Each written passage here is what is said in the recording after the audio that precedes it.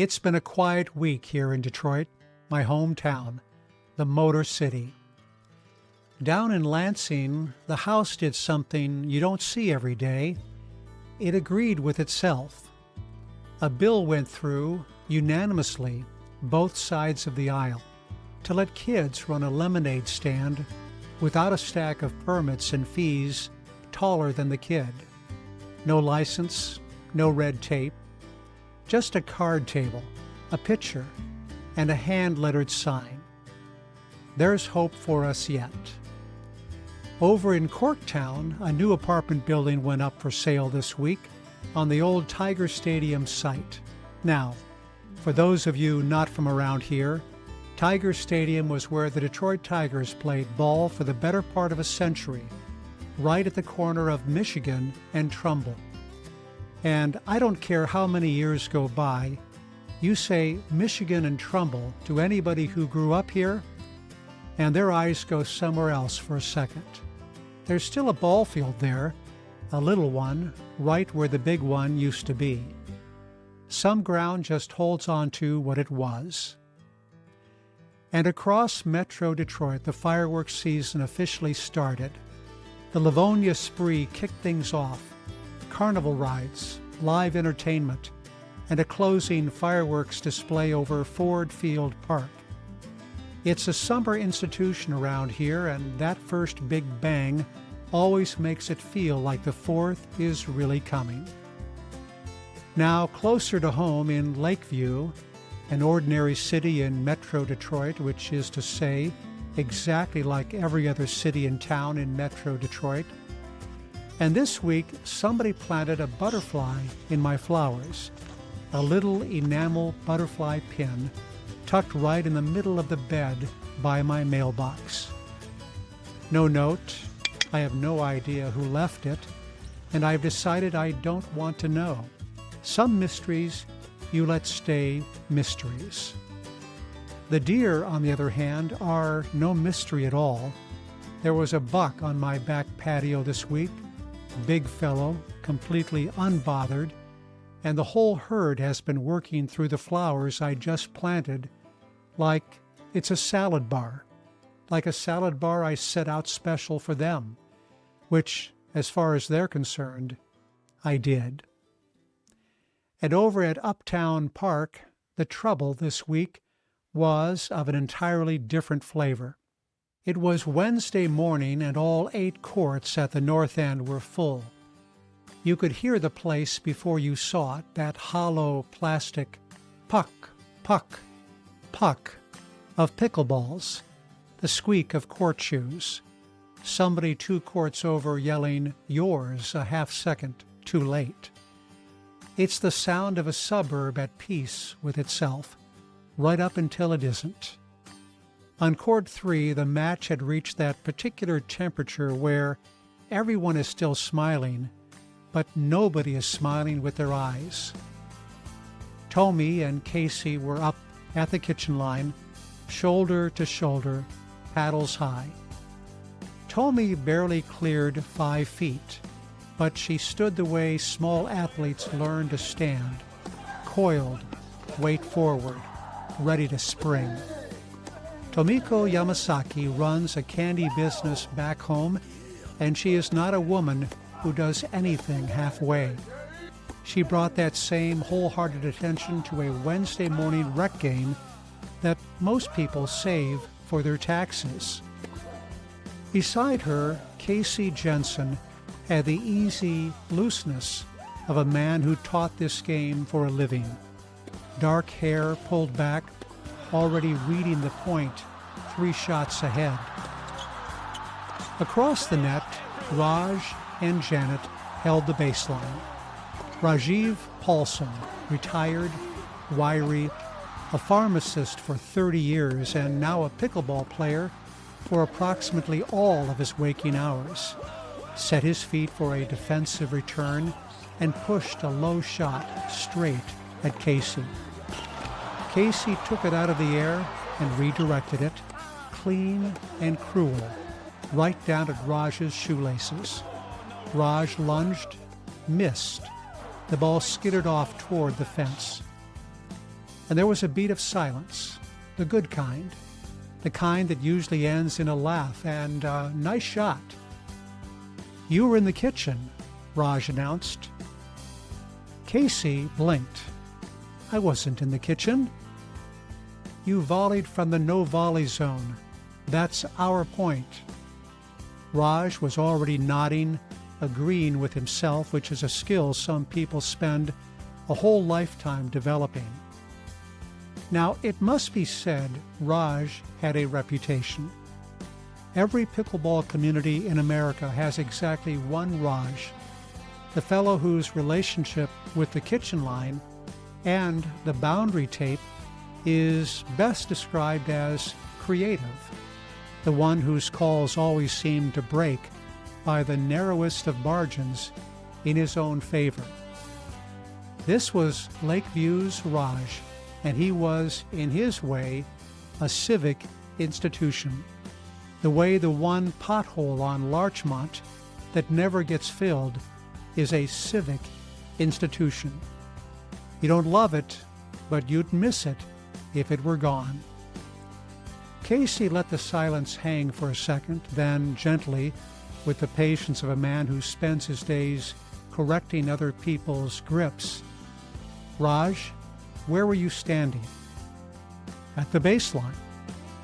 "And where were you looking?" Raj hesitated. "Somewhere on court 4, a rally stopped." "You were at the baseline," Casey went on kindly, "with your head down, watching a ball die at your own shoelaces. A ball, I'll remind you, that you did not hit." This is where Janet stepped in. Janet of peaceful soul wellness, blonde and steady, the kind of woman who could talk a cat down out of a tree using nothing but her indoor voice. She lowered her paddle. "Raj, honey," she said warmly, "let's just let it go and play the next one." She meant it as a peace offering, a little olive branch extended in love. Raj turned on her like she had handed the branch to the other team. "I know what I saw." And here Casey did the most devastating thing a patient man can do. He agreed with him. "You know, I believe you saw something, Raj. I do. 2 courts of pure chaos, and you alone at peace with the ball at your feet. You probably saw a lot of things down there." He nodded thoughtfully. "But you did not see my feet, because my feet were 40 feet away, and your eyes were on the ground." He shrugged, almost apologetic. "So, I'm going to have to give myself the benefit of the doubt on this one. Points ours." Silence on court 3, and that was the moment, the arithmetic moment, when something shifted behind Raj's eyes. He glanced at Casey, calm and certain and annoyingly correct. He glanced at Tommy, who had crossed her arms and was regarding him with the flat, unimpressed look of a woman who has faced down far worse than a bad line call and was not about to blink now. He glanced back at Janet, his own partner, now standing a diplomatic half-step away from him, studying a cloud. 3 against 1, and the cloud wasn't taking his side either. Raj was a smart man. 30 years counting pills teaches you to recognize when the numbers don't work. "Fine," he said, to the sky more than to anyone, retreating in perfect order with the wounded dignity of a man who has decided he was never really arguing in the first place. "Fine, your point. But I saw what I saw." "You saw the ball, Raj," said Casey. "That's the whole problem." Tommy was already back at the line, coiled, forward, ready. "Our serve," she called out, in a voice that turned two ordinary words into something closer to a verdict. And on Court 3 in Lakeview, the game, as it always does, as it always will, in every town where somebody paints a kitchen line and somebody else decides the rules are more like gentle suggestions, went on. And that's the news from Detroit, where the coffee's strong, the neighbors are nosy, and nobody ever quits.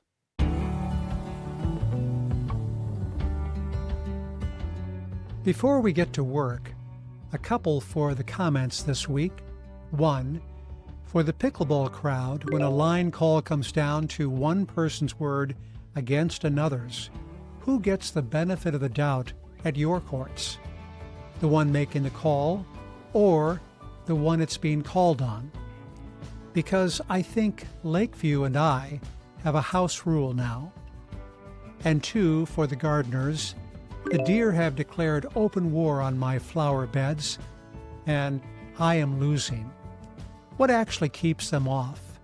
I've tried everything short of a moat. Tell me your secret down below.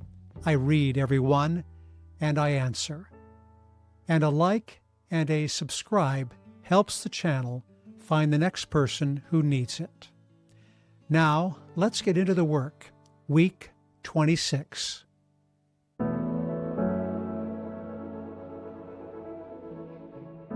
This was the first week of a brand new block, Summit 200 Base, the start of the long climb toward altitude.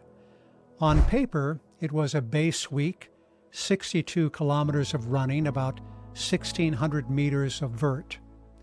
But the calendar had other ideas, because this was Western States Week, so the week split clean in two. Monday through Wednesday, I got the front half in at home, an easy 12 on the trail, a bike and pickleball day, and an easy 10 in the rain. Then Thursday, I flew to California, and the back half of the plan, the Thursday hill session, the Saturday long run, got traded for something the plan actually blesses: pacing David better than 20 miles through the Sierra night. Race as training, the plan calls it, and it counts double. Where I came up short is the same place Michigan always gets me, the vert. Monday wanted 400 meters of climb. I found 229. The hills around here just aren't tall enough. So, front half as written, back half swapped for a 100-mile crew and pace, and a body that's clearly ready to start stacking the real vertical. A good way to open the summit block.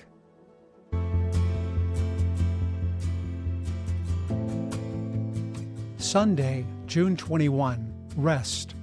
The scheduled rest day that closed out the recovery weeks. I took it exactly as written.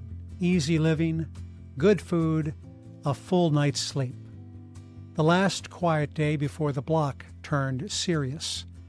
Monday, June 22, the plan called for an easy 12 kilometers and 400 meters of vert.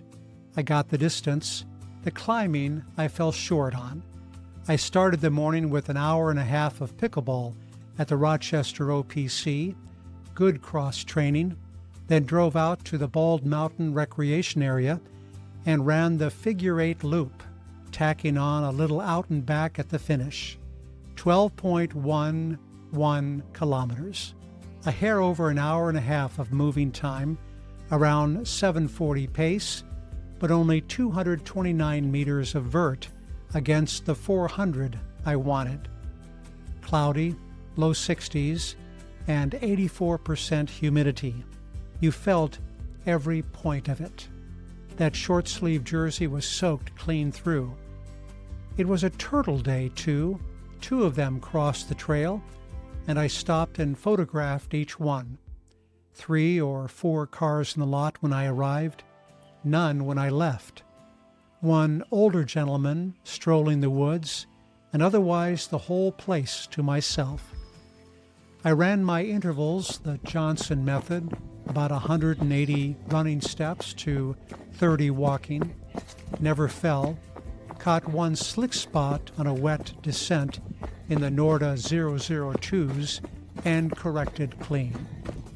The Norda 002s felt great. Tuesday, June 23, light pickleball, no running, some strength. I rode the bike from the house to the Rochester OPC and played a solid 2 hours of competitive pickleball. About halfway through, I felt a little tweak in the right knee, so I backed off the lateral movement, got deliberate, and by the end, I didn't notice it at all. Then I rode home, 18.5 kilometers on the bike, round trip, clear and 21 degrees, a beautiful day, though the pickleball itself was indoors. Wednesday, June 24, an easy 10-kilometer run, no strength, but the day first belonged to the Mediation Tribunal Association, a full day of case evaluation on a 3-person panel, around 10 cases from 9 until 3:30. Good work and hard on the sitting muscles. The second the hearings wrapped, I was in the vehicle watching the rain roll in from the west. I got on to the figure 8 right at 3:45, felt the first drops a couple kilometers in, and then ran most of it under the tree canopy, barely touched by the weather. 11:04 kilometers at a 7:11 pace, a good bit quicker than Monday's loop, which Strava was kind enough to point out. As I ran, I thought about the pacing duties waiting for me out west and how much good form and a good mindset were going to matter. A controlled base run right where it should be. Thursday, June 25, west, wheels up.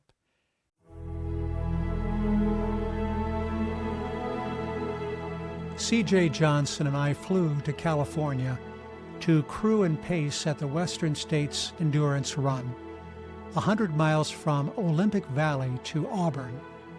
We caught the first Southwest flight Thursday morning out of Detroit Metro, connected in St. Louis, and landed in Sacramento.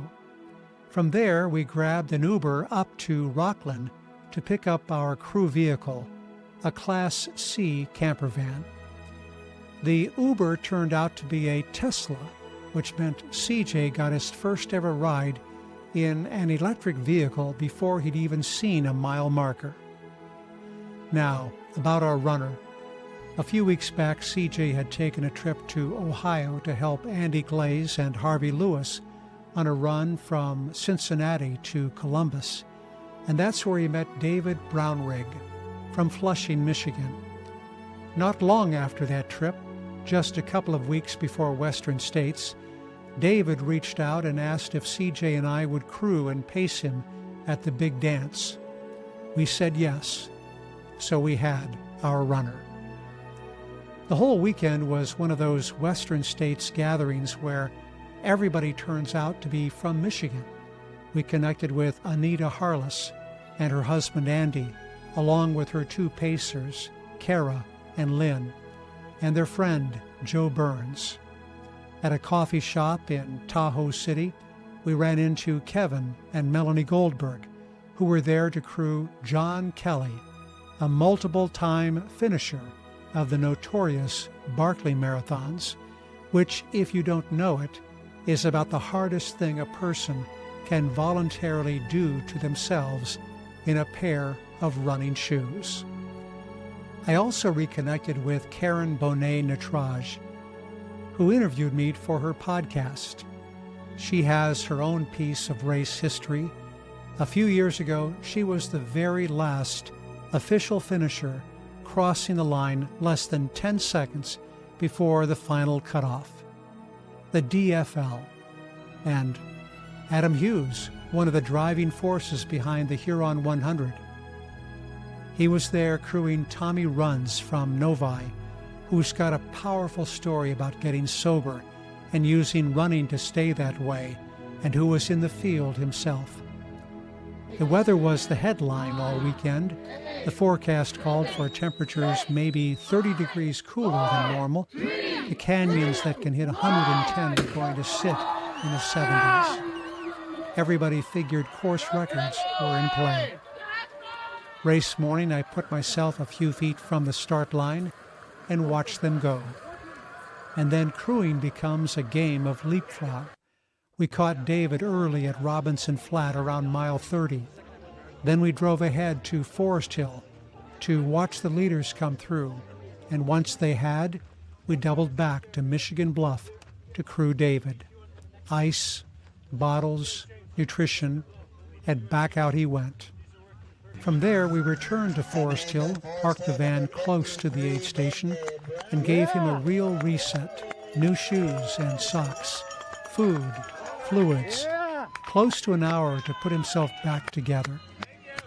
Then he headed out with CJ, who paced the next stretch, about 17 and a half miles, from Forest Hill down past the Rucky Chucky crossing of the American River to Green Gate. Getting to Green Gate is its own event. The roads are jammed, and parking's a mile-and-a-half hike down a steep hill to the aid station. I got there, grabbed a short nap in the van, made the walk down, and waited.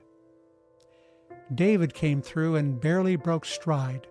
A quick handoff, tossed CJ the keys, told him he'd have to fly to beat us to the finish line. And then it was David and me, Green Gate to Auburn.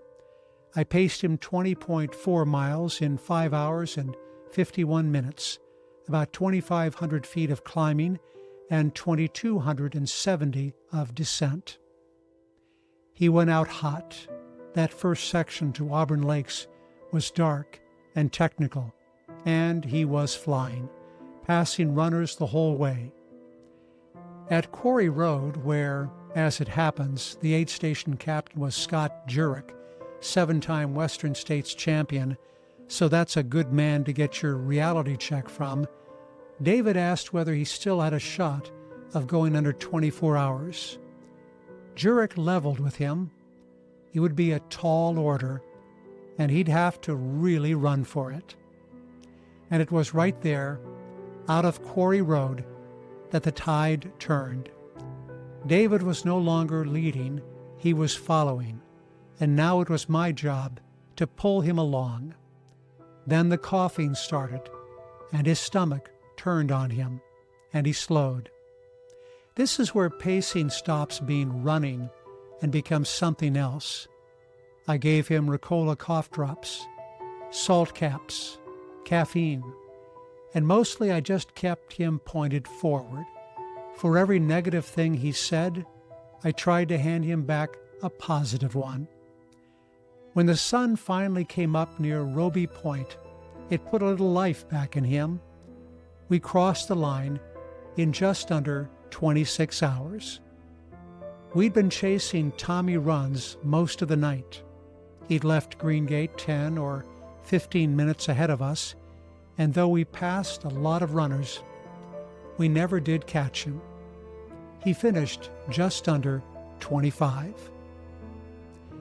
We stayed at the track for the rest of it, the golden hour, the last runners coming in under the 30-hour cutoff, the ceremony, the buckles handed out one at a time.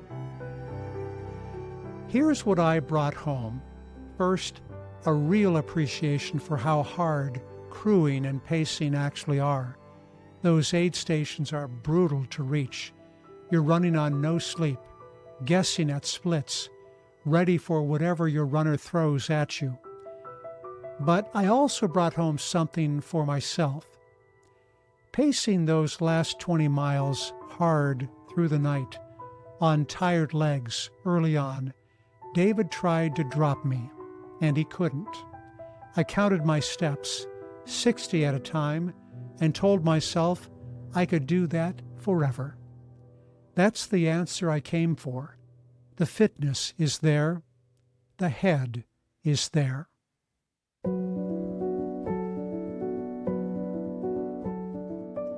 There's one more piece of Western States I want to give its own segment because it might matter more to your long-term health than anything else in this episode. On Friday, the day before the race, near the start line up in Olympic Valley, I got to talking with Dr. Scott McLean. Now, Dr. McLean is not a man you ever want to need professionally. He's a head and neck cancer surgeon. He operates on the most aggressive skin cancers there are, melanoma included. He's also been a marathon runner for over 35 years, so he comes at all this as one of us. And standing right there with him was Dr. Stephanie Leclerc-Mercier, a French dermatologist who's built her practice around the skin problems of trail runners and endurance athletes, and who runs the trails herself. These two weren't at Western States by accident. They're part of a team: dermatologists, a cancer surgeon, sports medicine doctors, researchers, coaches. A lot of them out of the University of Michigan, behind a project called SunBeast. And SunBeast has a simple, uncomfortable premise. Those of us who train for hours in the open sun are quietly running up a bill. Without protection, all those hours add up to a real, elevated risk of sun damage and skin cancer. That's exactly why they set up at the Huron 100 back in June and again at Western States, to reach runners like us, where we actually are. And here's why I'm not going to soft pedal this part. Skin cancer is the most common cancer in the United States. Around 6 million people get treated for it every single year. And runners, of all people, are some of the worst about guarding against it.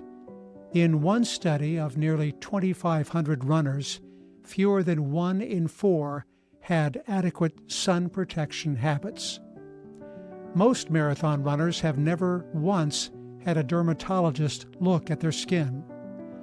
Now stack on the things that make our sport worse than a lazy day at the beach.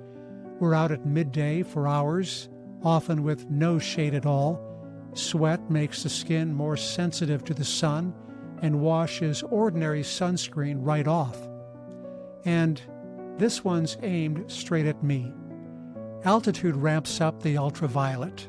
The higher you climb, the stronger the sun gets. The summit 200 sits between 9 and almost 13,000 feet. That's not a suntan waiting up there. That's a dose. So here's what SunBeast actually puts in your hands, and it's free. A one-page visual guide to choosing sun protection that actually works.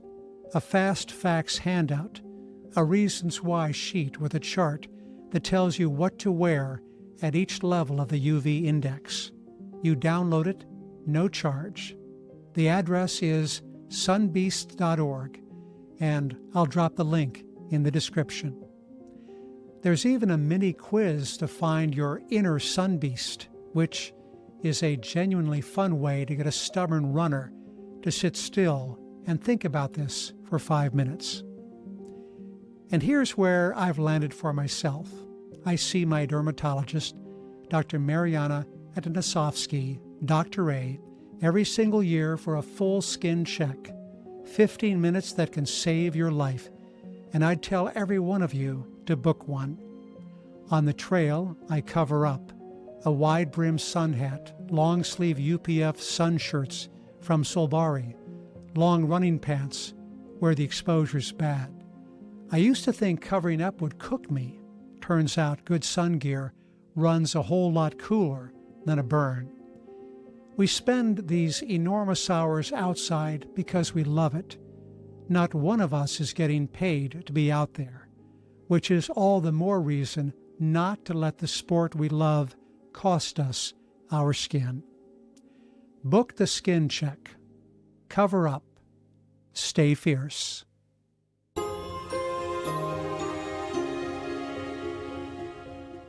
So, recovery first. This week bent around a 100-mile race, and the smart move now is to let the legs soak it up. Easy miles, good sleep, and an eye on that right knee. But the block that's opening up is the one I've been pointing toward all summer, the Summit 200. 200 miles up between 9 and almost 13,000 feet with 40,000 feet of climbing stacked into it. 40,000. That's the number that keeps me honest. Which means the work now turns to one thing above all else, vert. And that's a cruel joke to play on a man who trains in southeast Michigan, where the biggest hill in the county is a highway overpass. So it's Bloomer Park Hill repeats, the Waterloo Pinckney trails, and when I get truly desperate, driving north to find something that actually goes up. It all builds to the peak week, week 28, the biggest climbing week of the whole block, capped by a back-to-back long run, 32 kilometers with 1,000 meters of vert in the full race kit, everything I'll carry at Summit. That's the one I'm circling on the calendar. 2 questions for the comments before I go. 1, David watched his sub-24 dream come apart on the climb out of Quarry Road and had to decide right there whether to chase it or let it go. Have you ever had a big-time goal fall apart on you mid-race? What did you tell yourself to keep moving? And 2, how do you handle the sun on your long days? Hat, sleeves, a UPF shirt, or do you slather up and hope? After this week, I really want to know what's worked for you. If this is your first time on the channel, welcome.